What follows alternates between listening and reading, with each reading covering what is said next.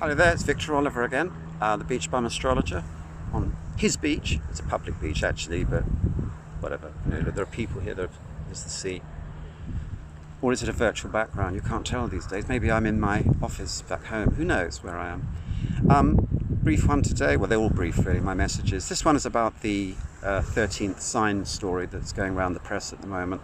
A bit like a comet, this story comes back from time to time before it then disappears and then reappears about 4 years later. But briefly to say, there is no 13th zodiac sign. You don't have to worry about changing your sun sign. If you were born a Capricorn, you will die a Capricorn, probably at the age of 100 probably.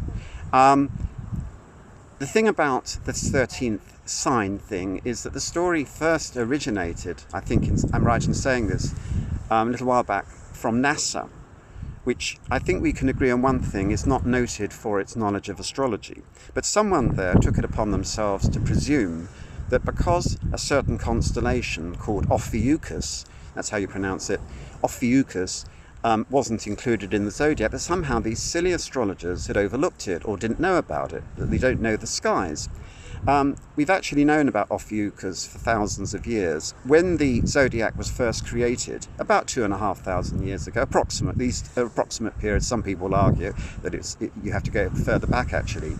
But when the ancient astrologers were creating this thing that we call the zodiac, they wanted something that symbolizes the sky, and they took the ecliptic, which is the apparent pathway of the sun as it moves around the earth. That's an apparent thing because obviously we know the earth moves around the sun, but they included the major constellations that fell within that narrow zone we call the ecliptic. And what was created was a mathematical construct which we call the zodiac. So in other words, the zodiac is symbolic of the skies. It's not meant to be taken as a literal map. I mean, if you are Captain Kirk, you're not going to be using the zodiac to get to your chosen constellation.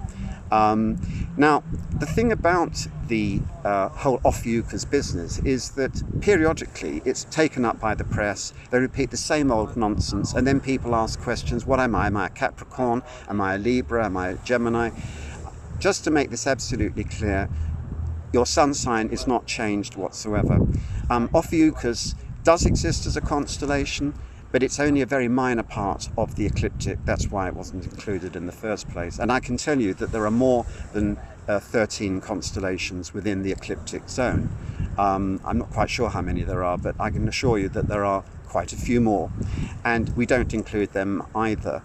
You will find from time to time occasional astrologers who work with more than 12 signs, but in mainstream astrology, whether it's tropical, which is the Western system, or sidereal, which is the Vedic system, that the 12 zodiac signs are used. And I hope that that goes some way to clarifying the situation. If you want to know more about how the zodiac came about and what the zodiac is, I highly recommend Deborah Halding's essay.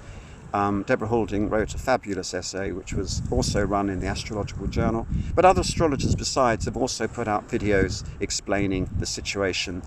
Russell Grant's put out a very, very articulate and accessible video on this subject, and people like Patrick Arundel and Alex Trenoth and others have put out messages explaining that you do not have to fear the 13th sign. It doesn't exist, it's fake news. I mean, I gave an interview to Press Gazette about this, and the approach was, well, you know, what are horoscopes doing in newspapers which are all about hard news in a period of fake news? And I was thinking, how ironic that as I'm being lectured about all this hard news in the newspapers are running a fake story about Ophiuchus and being the 13th zodiac sign. And I've given 12 radio interviews in the last 5 days on this subject. So I hope that I've done my little bit to clarify the situation. And if you're still in some doubt about what's going on, you can contact me at my website. That's victoroliver.co.uk. That's Oliver, O-L-L-I-V-E-R, victoroliver.co.uk. Anyway, thank you for joining me on the beach.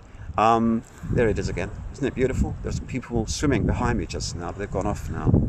And I wish you a very happy weekend, or a happy day, and speak to you again soon.